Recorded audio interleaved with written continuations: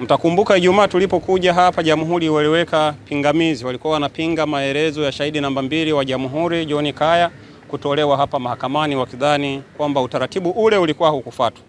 Kwa hiyo Ijumaa walitoa hoja, na mnakumbuka kwamba Mahakama Kuu hii iliahirisha ikasema itatoa leo uamuzi mdogo. Na leo tulipoanza asubuhi, Mahakama Kuu kwenye uamuzi wao wamesema utaratibu wa kutumia maelezo ya shahidi aliyoyatoa polisi ulifuatwa. Na hiyo Mahakama Kuu leo ikakubali kwamba maelezo ya bwana Kaya ambayo aliandika polisi yapokelewe mahakamani ili kumwezesha mshtakiwa kuweza kufanya ulinganifu, tunasema kucontradict maelezo aliyoyatoa polisi na ushahidi wake ambao aliutoa tarehe 9 hapa mahakamani.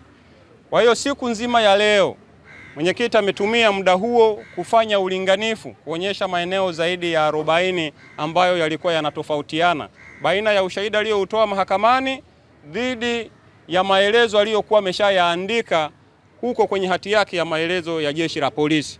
Kazi hiyo imefanyika vizuri sana. Lakini mambo mawili au matatu ambayo yanafurahisha zaidi.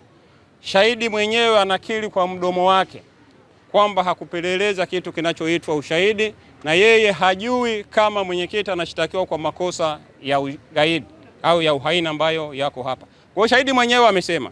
Hilo ni jambo la kwanza. Lakini jambo la pili, shahidi anakubali kwamba hajui kama Mheshimiwa Lissu anamiliki password za mtandao wa mmojawapo ambao unadaiwa maneno yale yaliwekwa kule.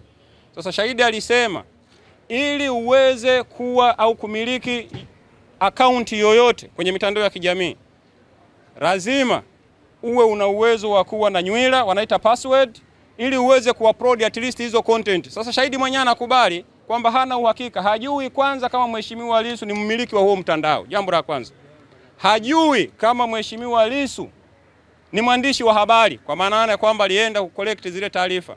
Shahidi anasema hajui kama Mheshimiwa Lissu pia yeye ndiye aliyeupload hiyo video inayobishaniwa hapa mahakamani au inayodaiwa kwamba ina maneno hayo ya kiuhaini. Kwa hiyo kwa ushahidi huo tu, kwa kosa ambalo unamtuhumu mwenyekiti kwamba alichapisha na kusambaza hiyo clip kwa maneno hayo, nadhani mnaweza mkalinganisha hicho alichokisema shahidi vis-a-vis madai ya Jamhuri.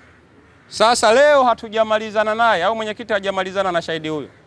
Imefika saa 11 na kwa sababu kesho ni tarehe 14 ni siku ya kumbukumbu ya baba wa taifa, mahakama haiwezi kaendelea kesho kwa sababu kwa sheria za nchi hii kesho ni siku ya mapumziko na ni sherehe, tumezoea kuita hivyo. Kwa hiyo tutaendelea kesho kutwa.